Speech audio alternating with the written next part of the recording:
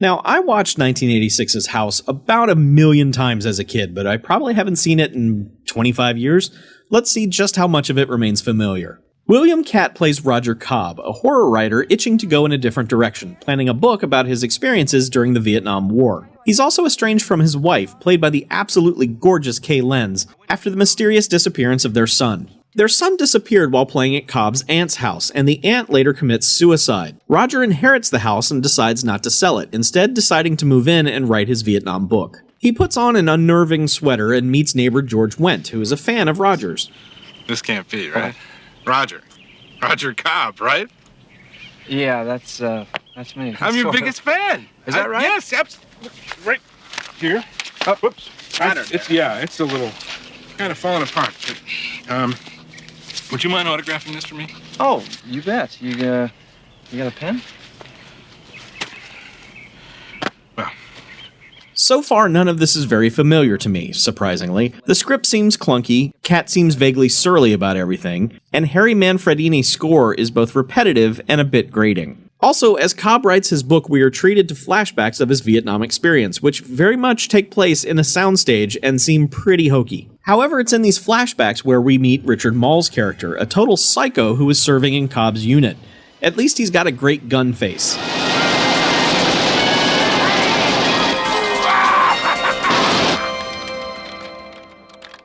Roger starts to suspect that there's something in an upstairs closet, and it turns out he's right, although he gets a better look at it than we do. He does something pretty smart after this reveal, which is to set up half a dozen cameras and some weaponry to document and or kill whatever this thing is. That plan doesn't go well, but now he knows there's definitely something in the house. I was worried about House for a while. It felt goofy and awkward, and George Wendt was the only thing keeping it together. The movie had a hard time dealing with Roger's son being missing, and no one knew exactly how to address it. Also, there's a bit with a shotgun that's so white privilege, until the cops realize Roger is also famous, at which point it becomes wealthy privilege. Put the gun down.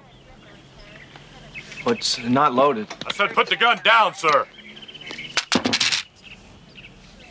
I'm gonna have to give you a citation. A citation. Thank you. Hey, wait a minute. I know you, don't I? You're Roger Cobb, right? Yeah, right. I'm sorry about your son. Mr. Cobb, I know this is a funny question, but you wouldn't happen to be the same Roger Cobb who wrote Blood Dance, would you? Yeah. That's me. Why didn't you say so earlier? I'm not really knocking the movie for that, it just struck me funny. Turns out I'm not really knocking the movie at all, though, because moments after that, it's as if the movie flips a switch, and it gets goofy in the best ways. And from that point until the end credits, I was totally on board. I love the makeup effects on the final monster, and there's no cop-out ending, either. A rare happy ending for a horror movie. House manages to pull it all together and succeed in the horror comedy genre, a category where most films fall flat on their face. Best of all is the fact that the movie doesn't waste any time trying to explain the evil whatever that's in this house. There are no scenes of Roger at the library researching what cult lived in that house or what maniac is buried underneath it. We're given just enough information for Roger's journey to make sense, and that's all we need. So let's talk about Arrow Video's Blu-ray for House. After watching it, House seems like another one of those movies that maybe shouldn't be on Blu-ray. The HD transfer isn't the best I've seen, but this also just feels like one of those rare movies that plays better on VHS than anything else. It always goes against every fiber of my being when I say that, but sometimes these movies can look too clean, and it ruins it somehow. I can't back this up with any kind of examples or logic, it's just this weird gut feeling. I don't know why House feels this way, but it does. It's not a bad Blu-ray though, don't get me wrong. The meat of this release is a 67-minute documentary that covers just about every facet of the production. Although, while talking about the early stages of the idea of House, it's mentioned that Fred Dekker and Steve Miner got the rights to Godzilla from Toho and were prepping a Godzilla movie. And I'm all, wait, hold up, and then that topic is never discussed again. I need more information about this.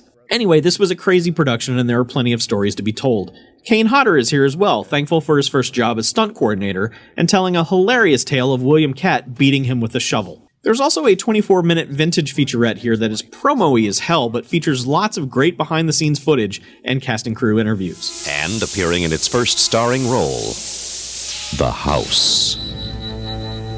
There's also a lively commentary track with William Katt, Steve Miner, Sean S. Cunningham, and Ethan Wiley. This might be from the original DVD release, as the track from Chud was. And if so, it would seem that Arrow has a licensing deal with Anchor Bay's archive of extra materials. Like I said, I was worried about House there for a little while, but it recovers nicely and it ends up being a winner.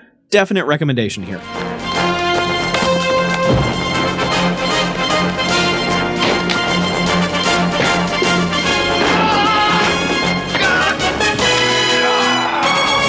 Hey, Raj. What you doing?